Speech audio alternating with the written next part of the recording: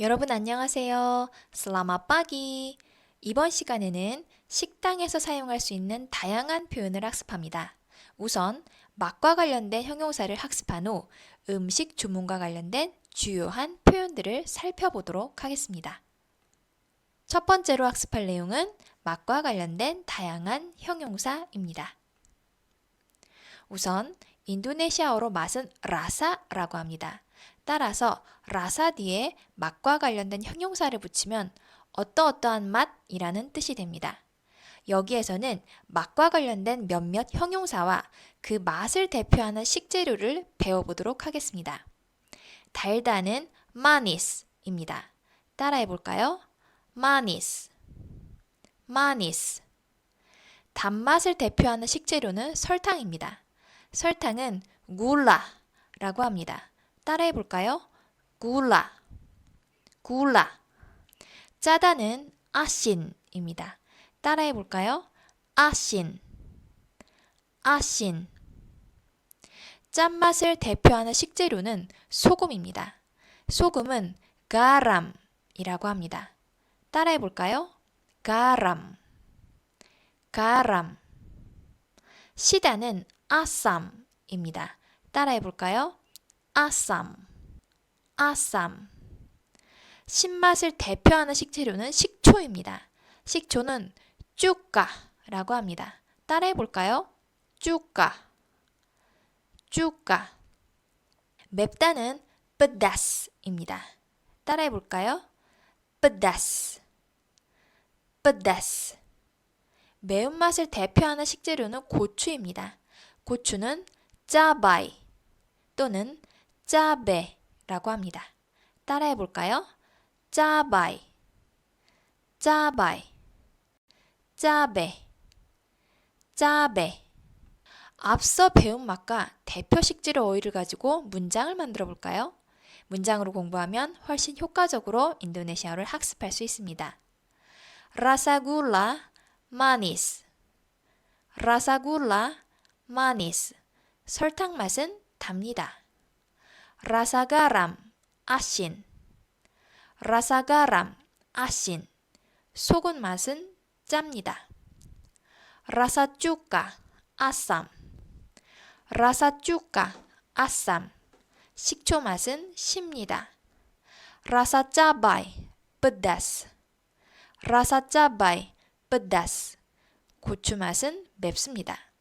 보시는 것처럼 형용사는 문장의 서술어로도 쓰일 수 있습니다. 형용사의 또 다른 성질은 명사를 수식하는 것입니다. 인도네시아어는 후치 수식이기 때문에 명사 뒤에 그 명사를 설명해주는 형용사가 옵니다. 이때 명사와 형용사 사이에 관계사 양을 넣을 수 있으며 생략이 가능합니다. 예문을 통해서 살펴보면 훨씬 잘 이해할 수 있습니다.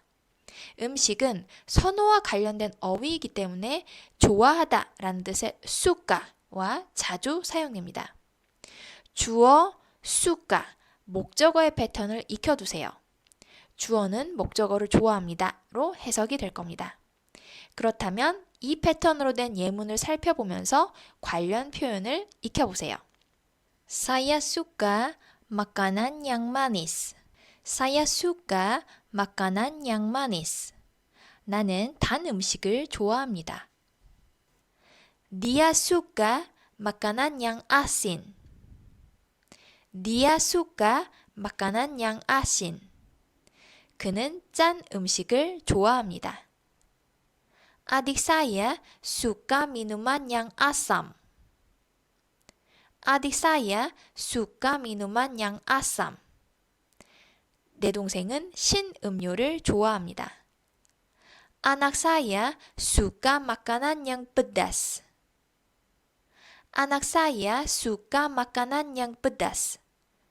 내 아이는 매운 음식을 좋아합니다. 두 번째로는 식당에서 주문하기 위한 다양한 표현들을 학습해 보도록 하겠습니다. 식당에 도착하면 점원이 와서 주문을 받습니다. Anda mau pesan apa? 무엇을 주문하시겠어요? 여기에서 마오는 뭐뭐 하고 싶다, 뭐뭐 하려고 하다 라는 뜻을 지닌 조동사입니다. 이때 조동사는 항상 동사 앞에 위치한다는 점 기억해 두세요. pesan은 주문하다입니다. 다시 한번 읽고 따라해 볼까요? Anda mau pesan apa? Anda mau pesan apa? 무엇을 주문하시겠어요? 이때 답변은 saya mau pesan 플러스 음식 또는 음료의 패턴으로 말하면 됩니다. 그러면 저 무엇을 주문하겠습니다가 됩니다. 자, 이제 인도네시아 식당에서 가장 많이 주문하는 음식과 음료를 몇 가지 학습하겠습니다. 나시고랭. 나시고랭은 볶음밥으로 여러분들에게도 익숙한 요리일 것입니다. 나시는 밥, 고랭은 볶다, 튀기다의 의미를 갖고 있습니다. 박소.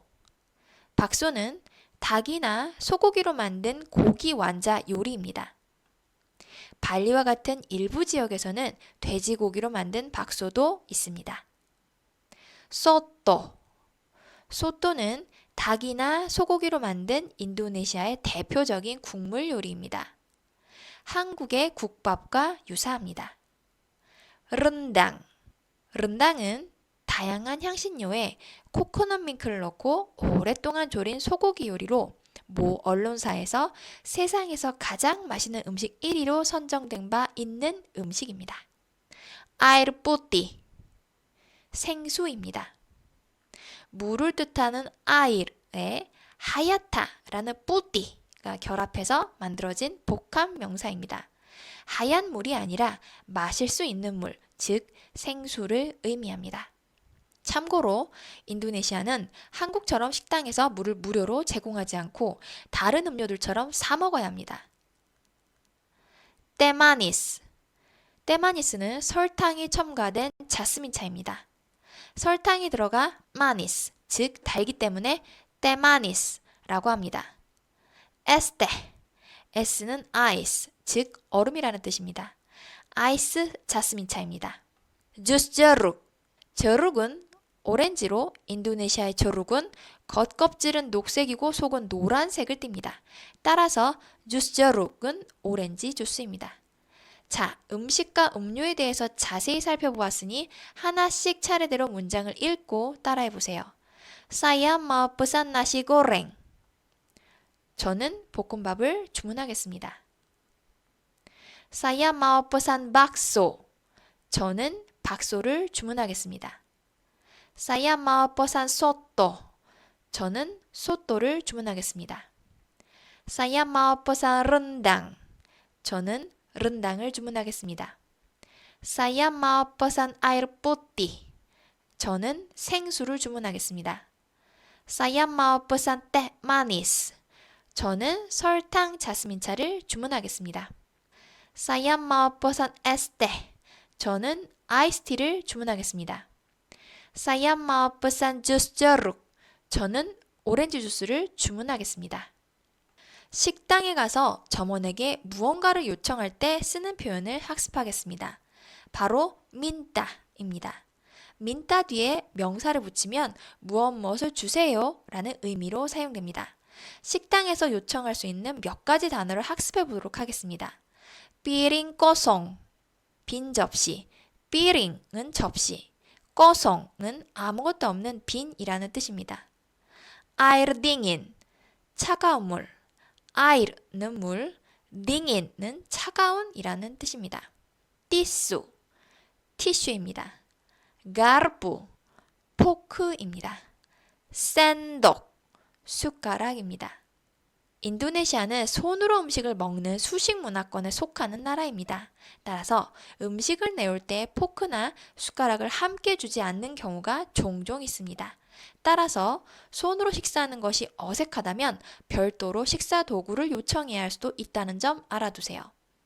본, 계산서. 식사 후 지불을 위해 점원에게 계산서를 요청할 때 사용합니다. 자, 이제 학습한 단어로 점원에게 인도네시아어로 요청을 해볼까요? minta piring kosong, 빈 접시 주세요. minta air dingin, 차가운 물 주세요. 민타 티수, 티슈 주세요. 민타 가르푸, 포크 주세요. 민타 샌독, 숟가락 주세요. 민타 본, 계산서 주세요. 마지막으로 포장을 요청하는 표현을 학습하겠습니다. 포장하다는 bungkus입니다. minta bungkus, 포장해 주세요. 이상으로 식당에서 사용할 수 있는 다양한 표현을 학습했습니다. 언어로 보는 문화 이야기 시간입니다. 이번 시간에는 인도네시아의 음식 문화에 대해서 이야기합니다. 한국 사람들은 매운 음식을 좋아합니다.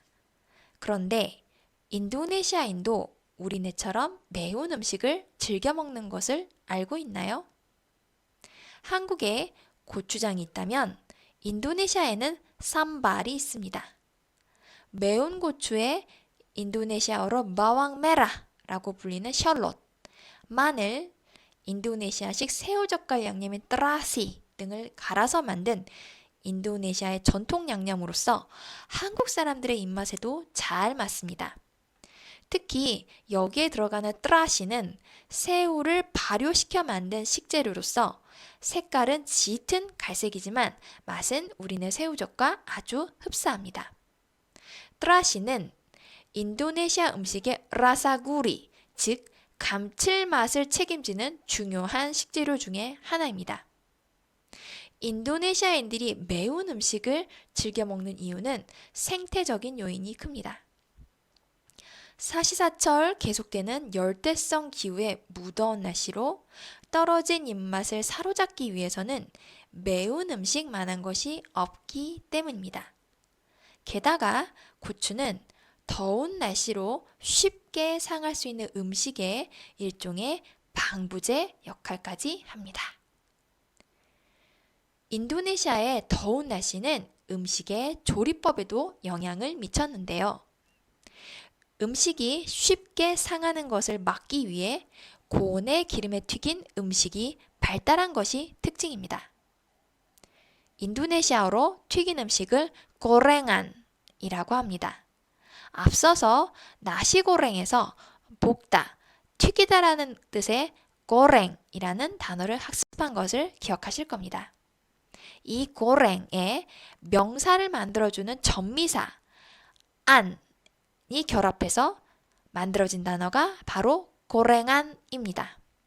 튀겨놓은 것, 즉 튀김이라는 뜻이 되는 거죠. 인도네시아의 고랭안은 대부분 야자유로 튀겨서 만듭니다. 클라파라고 하는 야자는 인도네시아의 주요한 식재료 중 하나입니다. 클라파는 인도네시아인들에게는 버릴 게 하나도 없는 고마운 존재입니다. 야자수와 과육은 식재료로, 열매의 수액은 설탕을 만드는 데 사용됩니다. 또한 열매 껍질은 공예품 재료나 화력 좋은 땔감으로도 사용됩니다. 한편 인도네시아는 손으로 음식을 먹는 수직 문화권에 속합니다. 인도네시아의 대부분의 식당에서는 식사 전 손을 씻을 수 있는 손 세정대가 마련되어 있습니다. 또한 음식을 내올 때 라임 반쪽을 띄운 손 세정 그릇을 함께 내오는 것도 흔한 일입니다. 식사 전 식사를 하면서 물속에 라임을 손으로 조금씩 짜면서 손을 씻는 모습 역시 흔한 광경입니다. 이 밖에도 인도네시아에서는 식당에 가면 음식을 주문하기 전에 음료부터 주문하는 것이 예의입니다. 메뉴판도 앞면에 마카난, 즉 음식이 아닌 미누만, 즉 음료가 먼저 나오는 것을 확인할 수 있습니다. 인도네시아는 물도 사 먹는 문화이기 때문에 식당에 가면 물을 포함한 음료를 먼저 주문하게 됩니다. 주문 후 식사를 하다 보면 음식을 비운 빈 접시가 생기기 마련입니다. 이때 한국인들이 당황하는 일 중 하나가 빈 접시가 나오기 무섭게 점원이 바로바로 가져간다는 겁니다. 한국에서는 식사 도중 접시를 치우는 일이 일반적이지 않기 때문에 빨리 나가라는 사인으로 오해해 간혹 인도네시아 직원에게 언성을 높이는 경우가 있습니다. 하지만 이것은 인도네시아의 음식 문화를 잘 이해하지 못해 생기는 해프닝일 뿐입니다. 그 이유는 인도네시아에서는 빈 접시를 바로바로 치워주는 것이 좋은 서비스라고 생각하기 때문입니다. 만약 식당에서 접시를 바로바로 내간다면, 아, 내가 지금 좋은 서비스를 받고 있구나 라고 생각하세요. 여기까지 언어로 보는 문화 이야기였습니다. 경청해 주셔서 감사합니다. Terima kasih. Sampai jumpa.